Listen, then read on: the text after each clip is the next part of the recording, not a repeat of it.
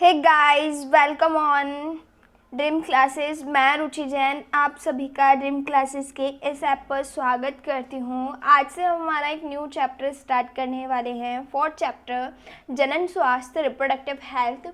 ये हमारा chapter something 2 और 3 मार्क्स का है एंड इसीलिए हम इसे नोट्स के रूप में ना करके हम इसे पीपीटी पीडीएफ के प्रोसेस में कर रहे हैं, ताकि आप एग्जामिनेशन में बहुत अच्छे से क्वेश्चन अटैम्प्ट करके आ सके एंड इससे रिलेटेड जो भी एमसीक्यूज होंगे आपको एमसीक्यू सीरीज में उनके क्वेश्चन आंसर्स मिल जाएंगे। चलिए हम स्टार्ट करते हैं।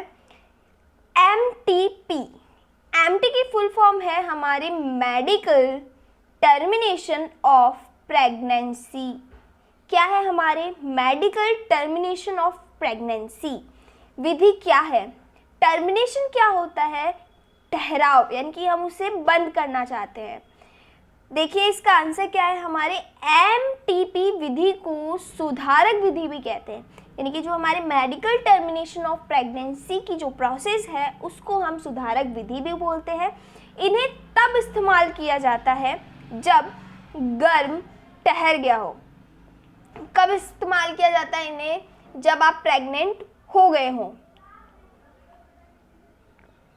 गर्भपात तथा चूषण ऐसी दो सुधारक विधियां हैं जिसके द्वारा गर्भ को यांत्रिक विधि द्वारा अथवा हार्मोनों के उपयोग से समाप्त किया जा सकता है। यानी कि अगर प्रेगनेंसी है तो आप या तो गर्भपात करवा सकते हैं या चूषण, दो विधियां हैं जिसके द्वारा आप एमटीपी की प्रोसेस कर सकते हैं। हमारा नेक्स्ट क्वेश्चन है, सेकंड क्वेश्चन क्या बोल रहा है हमें? बंध्यता पर संक्षिप्त टिप्पणी कीजिए। यानी कि हमारी बंध्यता क्या होती है? स्टेरिलिटी क्या होती है? हमारी स्टेरिलिटी क्या होती है? किसी व्यक्ति की वह अवस्था जो इसे प्राकृतिक रूप से जनन करने से रोकता हो।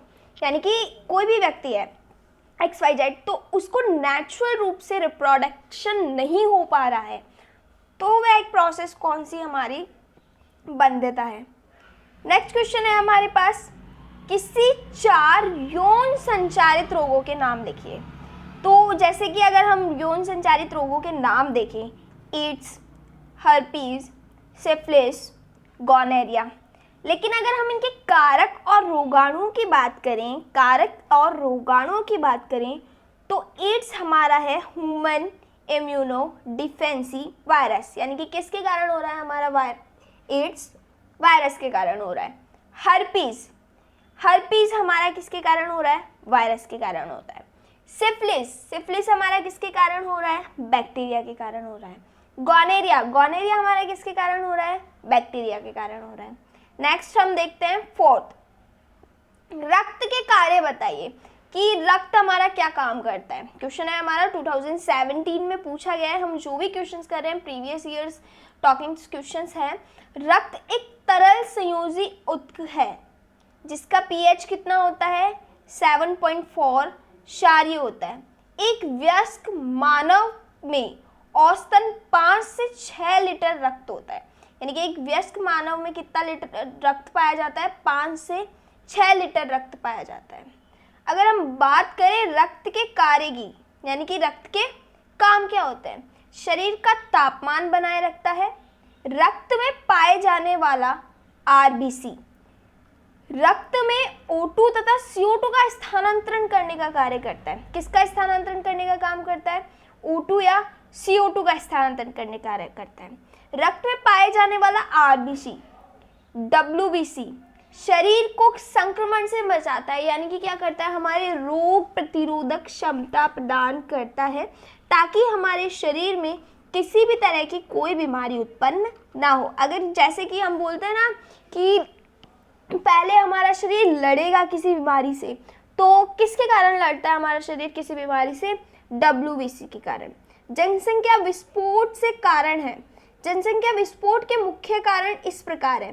पहला, मृत्यु दर में तीव्र गिरावट तथा मातृ मृत्यु दर एवं शिशु मृत्यु दर में कमी। यानी कि मृत्यु दर तो बहुत ज़्यादा हो रही हो या फिर बहुत ही कम हो रही हो, और जो हमारे मातृ मृत्यु दर है और शिशु मृत्यु दर है उसमें क्या हो, तीव्र कमी आ जाए। जनन से लोगों की संख्या में वृद्धि का होना, यानी कि जनन से लोगों की संख्या में वृद्धि ही होती है। महिलाओं का अशिक्षित होना, अच्छी स्वास्थ्य सेवा नहीं होना, परिवार नियोजन के अच्छे तरीकों को न अपनाना। नेक्स्ट क्वेश्चन है हमारा, जनसंख्या विस्फोट से क्या अभिप्राय है? जनसंख्या विस्फोट से क्या अभिप्राय है हमारा? मनुष्य द्वारा विभिन्न कारकों से अधिक संतानें पैदा की जाती है, जिसके कारण जनसंख्या में बहुत वृद्धि हो गई है, जिससे ऐसी स्थिति पैदा हो गई है जिसे हम जनसंख्या विस्फोट कहते हैं। जनसंख्या वृद्धि से अनेक समस्याएं खड़ी हो गई है, जैसे भोजन है, आश्रय है, कपड़े की समस्या ले लो आदि। नेक्स्ट क्वेश्चन है हमारा, सगर्भता या चिकित्सीय समापन से आपका क्या आशय? सगर्भता क्या है? यह गर्भकाल के पूर्ण होने के पूर्व, यानी कि गर्भकाल जो हमारा पीरियड्स है उसके पूर्ण होने से पूर्व कुशल चिकित्सक द्वारा शल्य क्रिया और औषधियों के प्रयोग से गर्भ समापन करना, ये हमारा क्या है, अवांछित गर्भ धारण को भी समाप्त करता है। नेक्स्ट हमारा क्वेश्चन है, किसी व्यक्ति को यौन संचरित रोगों के संपर्क में आने से बचने के लिए कौन कौन से उपाय अपनाने चाहिए?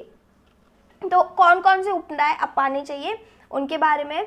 कोई भी रोग या संक्रमण जो मैथुन द्वारा संचालित होता है उन्हें सामूहिक तौर पर यौन संचरित रोग या फिर रचित रोग कहा जाता है या जनन मार्ग संक्रमण कहा जाता है, जैसे कि सुजाक, सिफिलिस, हर्पिस, जनिक परिसृप, अपना कैलेमियम, ट्राइकोमोसमियम, लैंगिक मस्से, यकृत शोथ बी और हाल ही में सर्वाधिक चर्चित और घातक HIV एड्स आदि सामान्यतः यौन संचरित रोग हैं। इससे बचने के निम्न उपाय हैं। अब उपाय क्या क्या हैं? किसी अनजान व्यक्ति या बहुत से व्यक्तियों के साथ यौन संबंध न रखें। मैथुन के समय सदैव कॉन्डोम का इस्तेमाल करें। यदि कोई आशंका है तो तुरंत ही प्रारंभिक जांच के लिए किसी डॉक्टर से मिले और रोग का पता चले तो उसका पूरा इलाज करवाएं। नेक्स्ट क्वेश्चन है हमारे, जीवाणु जनित किन्हीं 4 प्रतिजैविक के नाम लिखिए। जीवाणु जनित 4 प्रतिजैविक कौन कौन से हैं हमारे? पहला है सिफेलोस्पोरिन, दूसरा है पॉलीपोरिक पॉलीमिक्सिस, थर्ड है हमारा थायरॉक्सिन, फोर्थ है हमारा सेप्टिलिन जीवाणु। ये चारों जीवाणु जन्म प्रतिजैविक में शामिल है। स्ट्रेप्टोकाइनेज एंजाइम के उत्पादन में स्ट्रेप्टोकोकस जीवाणु शामिल है। स्काइक्लोस्पोरिन ए का उत्पादन हमारे ट्राइकोडर्मा पोलोस्पोरन नामक कवक से होता है। स्टेटिन का उत्पादन मोनस्कस परफ्यूमस नामक यष्निया कवक से होता है। नेक्स्ट क्वेश्चन है हमारा, संतति नियंत्रण के विभिन्न उपायों का वर्णन कीजिए। संतति नियंत्रण के विभिन्न उपाय, फर्स्ट प्राकृतिक विधि हमारी कौन सी प्राकृतिक विधि? इसके अंतर्गत मानसिक संयम या मासिक चक्र की एक निश्चित अवधि में संभोग वर्जित रखा जाता है।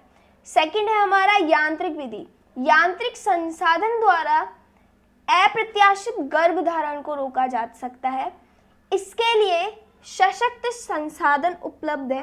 पुरुषों के लिए लैक्टस का बनना, कॉन्डोम या स्त्रियों के लिए विभिन्न प्रकार के डायफ्राम एंड स्पाइकल कैप मौजूद है। ये यांत्रिक विधियों के एग्जाम्पल्स थे हमारे।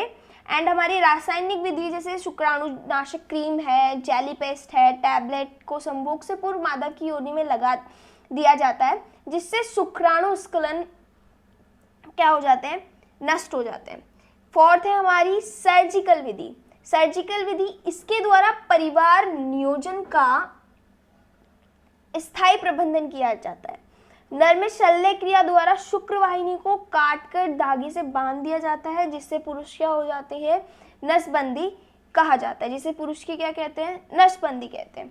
बंध्याकरण क्या है, इसके तरीकों का उल्लेख कीजिए। भारत से ही पूरी दुनिया में बहुत से दंपति बंध्य हैं, अर्थात उन्मुक्त या असुरक्षित सहवास के बावजूद भी उनके बच्चे पैदा कर पाने में असमर्थ है। इसके अनेक कारण हो सकते हैं जो कि शारीरिक, जन्मजात, रोगजन्य, औषधिक, प्रतिरक्षात्मक, यहाँ तक कि मनोवैज्ञानिक भी हो सकते हैं। भारतवर्ष में प्राय दंपतियों में बच्चा न होने का दोष स्त्रियों को ही जाता है, जबकि ऐसा नहीं है। यह समस्या पुरुषों में भी होती है। विशिष्ट स्वास्थ्य सेवा इकाइयां वैज्ञानिक जांच में सहायक हो सकती है और इनमें से कुछ विकारों का उपचार करके दंपतियों को बच्चे पैदा करने में मदद दे सकते हैं। फिर भी जहां ऐसे दोषों को ठीक करना संभव नहीं है, वहां कुछ विशेष तकनीकों द्वारा उनको बच्चा पैदा करने में मदद की जा सकती है। ये तकनीक सहायक जन प्रौद्योगिकी कहलाती है। आजकल टेस्ट ट्यूब बेबी काफ़ी सफल तकनीक है। इसमें अंडों का निषेचन शरीर के बाहर परखनली में होता है। फिर 8 से 16 कोशिका अवस्था में युग्मनज का स्थानांतरण मादा के गर्भाशय में होता है, जहां गर्भ में शिशु का विकास होता रहता है। हमारा नेक्स्ट क्वेश्चन है, जनन स्वास्थ्य के उन पहलुओं को समझाएं जिस पर आज के परिदृश्य में विशेष ध्यान देने की जरूरत है।